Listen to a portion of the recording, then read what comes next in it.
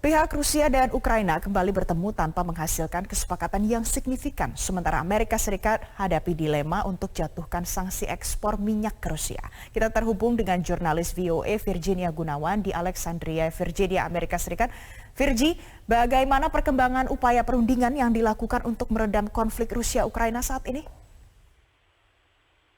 Ya, Valencia, seperti yang tadi Anda sampaikan bahwa memang pertemuan yang dilakukan ini sudah yang ketiga kalinya ya. Kita ingat dari kemarin sebelumnya sudah ada 2 pertemuan sebelumnya yang dilakukan oleh perwakilan Ukraina dan Rusia dan kembali belum menghasilkan kesepakatan yang cukup signifikan kecuali pengaturan logistik terhadap untuk melakukan gencatan senjata lokal dan jalur evakuasi bagi warga sipil di Ukraina.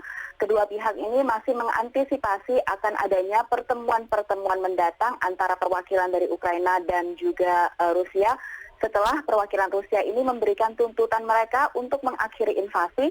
Yang pertama adalah untuk menolak upaya Ukraina masuk ke blok manapun, yang ini bisa diartikan termasuk masuk ke NATO maupun masuk ke Uni Eropa. Dan yang kedua adalah Ukraina mengakui bahwa Crimea adalah wilayah Rusia, sementara separatis atau wilayah separatis pro-Rusia di timur Ukraina itu juga diakui sebagai wilayah yang merdeka.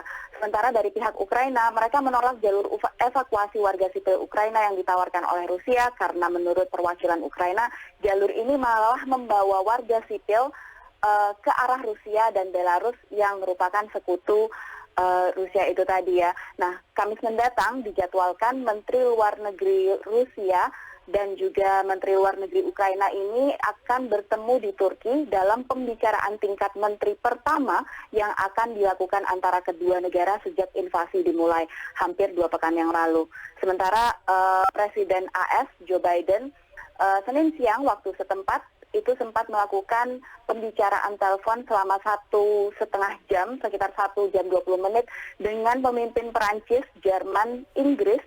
Ini untuk menegaskan tekad mereka, negara-negara barat dan sekutunya untuk membuat Rusia merasakan akibat dari invasi ke Ukraina.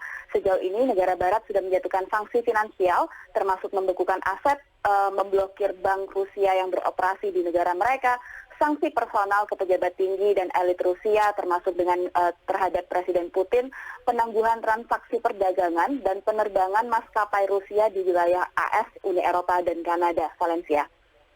Virgi, kemudian bagaimana sanksi-sanksi yang sudah diterapkan ini mempengaruhi Rusia saat ini? Ya, saat ini kita melihat kurs rubel Rusia itu anjlok ke rekor terendah baru. Kemungkinan Rusia juga akan gagal bayar hutang, itu juga meningkat. Bursa saham Moskow juga tutup, bahkan Rusia ini mendiskon harga minyak mereka yang mengakibatkan saat ini pemerintah Rusia itu menaikkan suku bunga dari 9,5% jadi 20% dan mengeluarkan ada beberapa aturan baru untuk memastikan bahwa uang di negara mereka itu tidak meninggalkan negara mereka. Sejumlah analis ekonomi memperhitungkan bahwa dalam span atau jangka waktu 2 tahun ke depan, ekonomi Rusia ini akan menyusut 14% dibandingkan sebelum menginvasi Rusia. Tapi sanksi-sanksi yang sejauh ini diberikan oleh negara barat, baik Amerika Serikat maupun sekutunya di Eropa, itu masih merupakan sanksi yang hanya mempengaruhi Rusia. Sebenarnya ada sanksi terbesar bagi Rusia, yaitu adalah menghentikan ekspor minyak dan gas alam Rusia ke negara-negara barat termasuk Eropa. Tapi dampaknya akan sangat besar ke negara pemberi sanksi, terutama seperti yang tadi saya sampaikan bagi negara-negara Eropa karena ketergantungan energi mereka itu cukup tinggi dengan Rusia. Saat ini Wakil Rakyat Amerika Serikat sendiri sedang menggodok rancangan undang-undang untuk melarang impor energi dari Rusia dan biasanya kita dengar AS ini lebih sering terpolarisasi ya wakil rakyatnya, namun untuk undang-undang ini kedua Partai Republik dan Demokrat cukup kompak untuk menjatuhkan sanksi yang lebih lanjut. Walaupun saat ini hanya 7% dari minyak AS yang diimpor dari Rusia, tapi kekhawatirannya ini akan memperparah harga BBM yang sedang naik di Amerika saat ini. Valencia. Nah, Virgi, kemudian bagaimana pula tanggapan pemerintah Amerika Serikat menghadapi dilema ini? Ya, dilema yang dihadapi oleh pemerintahan Joe Biden saat ini adalah antara untuk menjatuhkan larangan ekspor minyak dan gas itu di tengah inflasi yang paling tinggi di Amerika Serikat selama 4 dekade terakhir. Data dari Departemen Ketenagakerjaan AS ini menunjukkan indeks harga konsumen. Ini adalah indeks yang mengukur harga yang dibayarkan untuk barang dan jasa. Ada peningkatan hingga 7,5% dibandingkan tahun lalu. Berbagai barang harganya itu naik di Amerika Serikat secara signifikan. Misalnya bahan bakar seperti bensin itu naik hingga 50%, harga mobil bekas itu naik 39%, harga daging dan telur itu naik 20%. Dan saat ini harga BBM di Amerika Serikat mencapai rata-rata $4 per galon dari biasanya itu sekitar $3,5 per galon atau naik sekitar Rp2.000 per 1 liternya menurut Asosiasi Otomobil Amerika.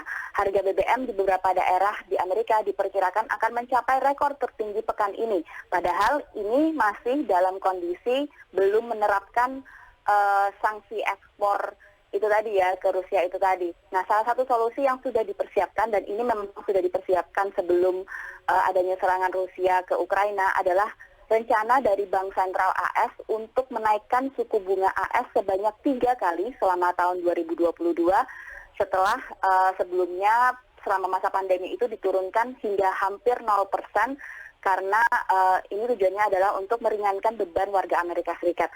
Nah, apa artinya bagi warga Amerika Serikat? Ini berarti mereka tidak bisa lagi menikmati KPR, cicilan, pinjaman, kredit dengan bunga yang hampir 0% yang selama pandemi COVID-19 ini mereka nikmati. Tentu ini akan sangat berpengaruh dengan isu domestik AS dan juga berpengaruh pada kepopuleran Joe Biden dan Partai Demokrat terutama jelang pemilu paruh waktu yang akan berlangsung pada November mendatang di Amerika Serikat. Valencia. Baik, terima kasih untuk informasi Anda Virginia Gunawan, jurnalis VOA langsung dari Amerika Serikat.